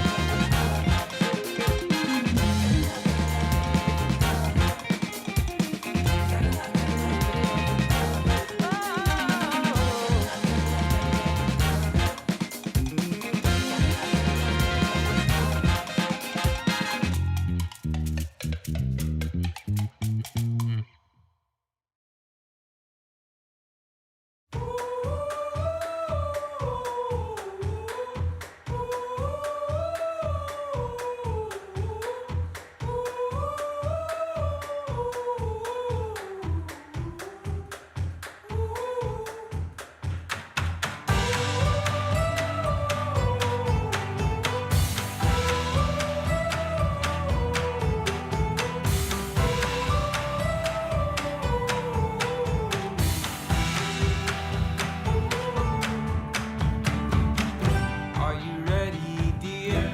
Oh, we must be sure there's no turning back once we're out the door. Leave your message here on the telephone, 'cause we've no idea when we're coming home. Any place we wander to, any season we go through, I'll be fine as long as I'm with you. Heaven knows, running round the world with you. When you smile, I smile too. How I ever made it without you. Heaven knows.